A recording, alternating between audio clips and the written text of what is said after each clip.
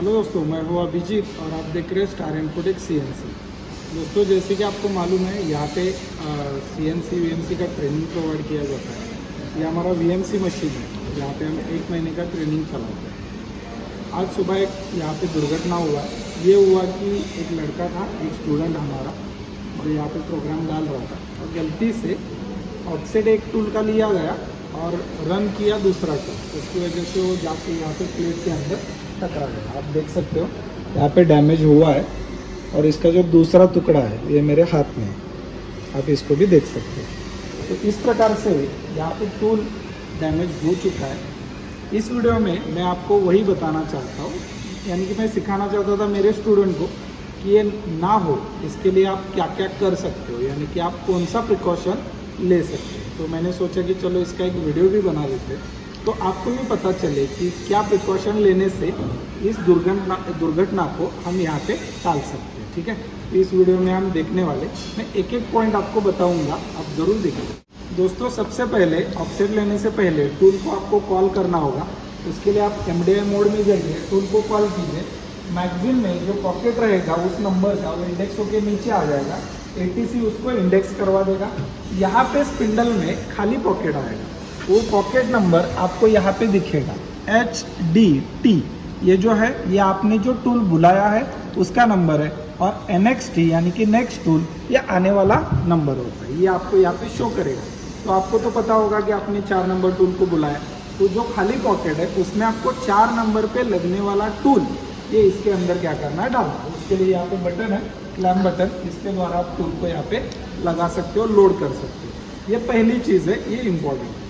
दोस्तों, पॉकेट को कॉल करने के बाद जो आपका टूल रहेगा, आप क्या कीजिए, इसमें क्लैम्प कर दीजिए। टूल को क्लैम्प करने के बाद हैंडविल द्वारा टूल को नीचे लेके जो आपका प्लेट रहेगा या कोई जॉब रहेगा जहाँ पे आपका Z0 ऑफसेट है, उसको नीचे लेके प्रॉपर तरीके से टच कीजिए और उसका जो ऑफसेट है वो यहाँ पे आप हाइट ऑफसेट में डाल दीजिए। ऑफसेट डालने के बाद फिर अगला प्रोसीजर होता है प्रोग्राम को रन करना। ये हमारा तीसरा पॉइंट है।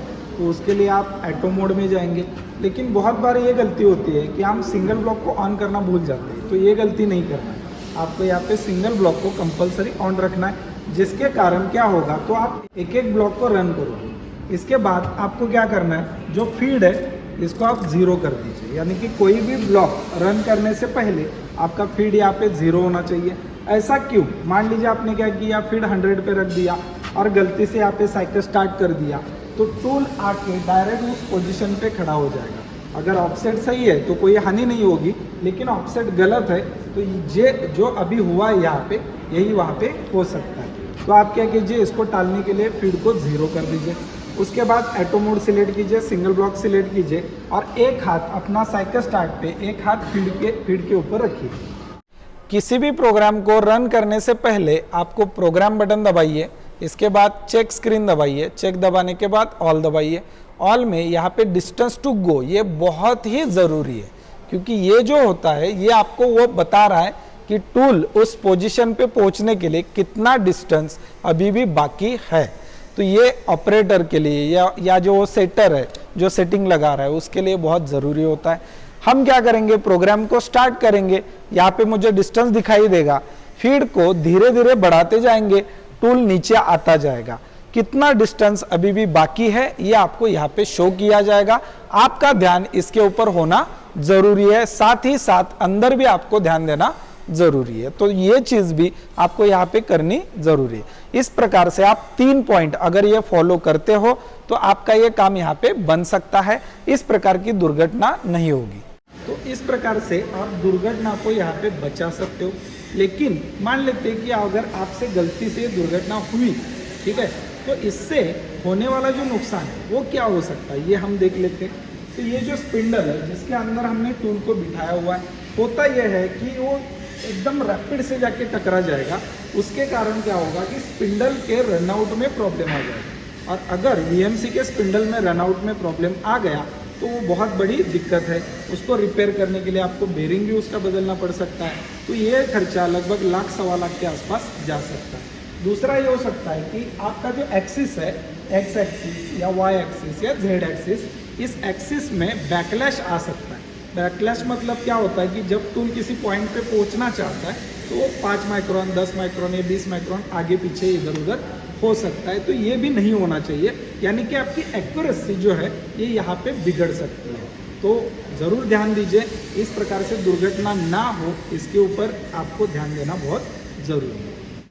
तो ये जो है ये बहुत बड़े डैमेज हो सकते हैं, जैसे स्पिंडल में रनआउट या एक्सिस का बैकलैश।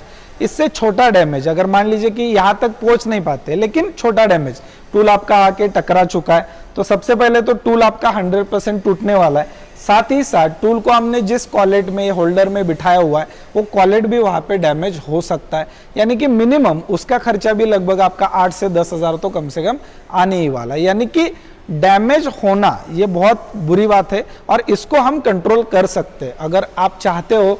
तो जो मैंने पहले 3 पॉइंट बताए, जो दोबारा बता रहा हूँ कि टूल को सही से कॉल कीजिए, उसके अंदर टूल उसमें लोड कीजिए, उसके बाद ऑफसेट सही तरीके से लीजिए, प्रोग्राम को रन करते समय ऑटो में सिंगल ब्लॉक को ऑन कीजिए, फीड का जो बटन होता है इसको 0 रखिए और डिस्टेंस टू गो इसके ऊपर ध्यान रखिए और धीरे धीरे प्रोग्राम को छोड़िए। कोई भी नया प्रोग्राम छोड़ना है तो आपको पहले संभल के ही छोड़ना है।